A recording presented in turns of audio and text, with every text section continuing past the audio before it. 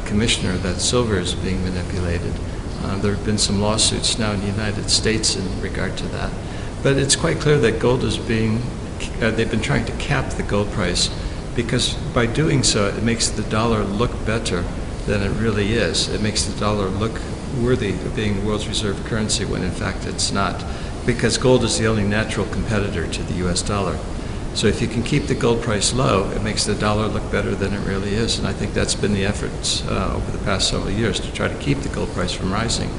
But just like the gold price capping in the 1960s finally gave way in the 1970s, it's quite clear to me that the gold price capping over the past several years is giving way here, which is why the gold price is starting to rise so rapidly.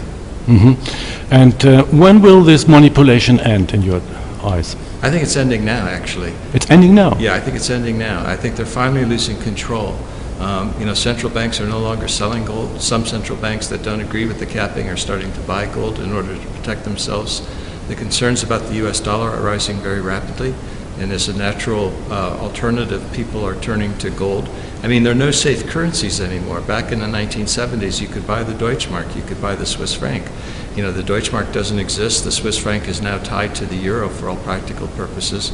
So if the dollar goes down, and given the fact that the euro has basically dollars in reserves, the euro is probably going to go down with it. So the only safe haven alternative currency now is gold and silver. How high will the gold price rise or climb, given that this manipulation ends now? What would be the fair price for 1 ounce of gold now? Well, I think right now a fair price of gold would probably be at least double from what it presently is, based on where platinum is trading and the fact that gold normally has a premium to the price of platinum. But my longer term price forecast has always been $8,000 an ounce sometime between 2013 and 2015. I made that forecast back in 2003 when gold was $350. And I was basically saying that history can repeat. In 2003, it took $10 to purchase what $1 purchased in 1971. So if gold can go from $35 to $800 in the 70s, it can go on an inflation-adjusted basis from $350 to $8,000. So I'm sticking to this $8,000 price forecast sometime between 2013 and 2015. And I think now that gold is in the second stage of its bull market, I think you're going to see more rapid price appreciation than we've done over the past several years. You said earlier that this gold manipulation ends now. How can you prove this? I mean, who has interest in a gold price like $2,000, $3,000, $5,000 per ounce? Because this means automatically that everybody sees that something is wrong in our financial system. That's exactly right. You can only cap the gold price for so long. Eventually, you're going to run out of resources. Eventually, the market. But it's only paper money, and paper money you can print or make as much as you want. Yes, you can, but ultimately that destroys paper money, and that's exactly what's happening to the dollar and the euro. Too much paper money is being printed, too many dollars are being created, and as a consequence, people understand that if you create too much paper, if you do quantitative easing, which is another fancy word for money printing, if you do that, eventually the currency is going to be destroyed. So in order to protect yourself, you have to go to gold. Now the fact of the matter is that there's a lot of paper out there and very little gold. So it only takes a small amount of people to move out of paper to move into gold to have a big impact on the gold price, just like it did back in the 1970s. When gold finally broke free at $35 an ounce, it went from 35 to 200 over a course of 3 years. My guess is that over the next couple of years, you're seeing gold go from 1,000 up to 2,500, 3,000 before it goes to this 8,000 price I'm looking at in 2013 to 2015. So I think you're going to see a much more rapid increase in the price of gold, because all of the people who understand that gold is sound money and are looking for a safe haven are moving out of paper into physical metal. And at the moment, only a few people understand that. It will become more. Somebody has reckoned it out that only half an ounce per man on this planet is left. Is that true? Yeah, that's about right. How much is it? I think that's an accurate number. But the point is that you're making is that people, as they see the gold price rising, they intuitively understand that something is wrong with the monetary system.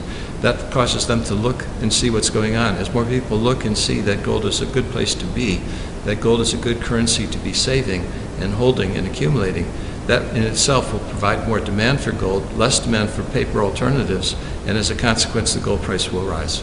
Don't you see the danger of a gold prohibition then? I mean, if the system managers see that the gold price is rising, that people are escaping or fleeing into gold, isn't there the chance that they say, okay, now we prohibit it, as America did already one time? Yeah, America did that in 1933, but they didn't prohibit ownership of gold by Americans outside of the United States.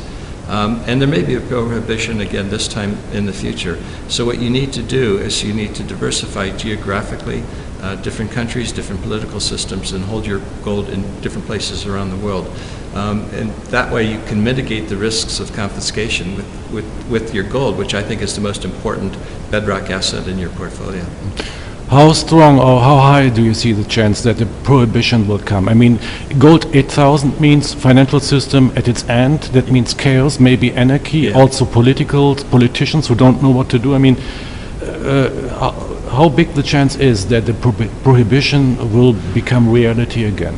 I'm not so sure that there will be a prohibition. I think the chance of prohibition on gold in any wide scale would probably be less than 20%. What I do see is a very high probability that there will be capital controls. And right now there's a lot of talk that with this recent program of quantitative easing that the Federal Reserve is starting, that there will be a lot of capital controls by countries outside the U.S. preventing the inflow of dollars to stop domestic inflation in terms of domestic currencies. So what you're going to see is more international trade tensions, more currency wars, more capital controls internationally. Gold may be affected, but if it is, it won't be affected until a much later date at a much higher price.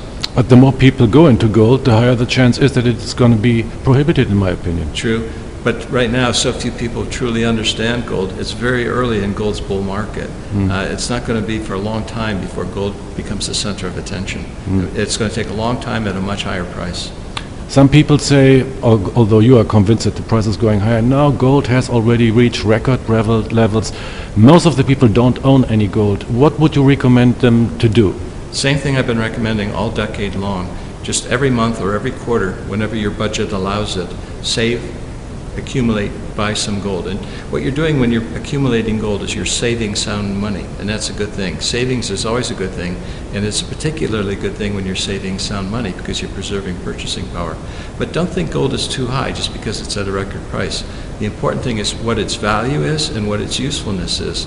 And all of my measures show that gold is still good value, it's still undervalued, and also gold is still useful. It's the only money that does not have counterparty risk. In other words, it's the only money that's not dependent on someone's promise. And as the financial crisis continues to deepen and play itself out over the next few years, avoiding the promises of others is a very important way and good way to protect your wealth. How big do you see the chance of a hyperinflation in our system, especially in the States? I personally believe the chances of hyperinflation at the moment are 100%. And the reason is that the U.S. is on the road to hyperinflation. They're doing the same thing that other countries that have hyperinflated their currency have done. The U.S. government is spending too much money, forcing it to borrow, and it's borrowing more money than the market is willing to lend to it. So the government, in that case, is turning to the central bank, and the central bank is buying that government debt and turning it into currency.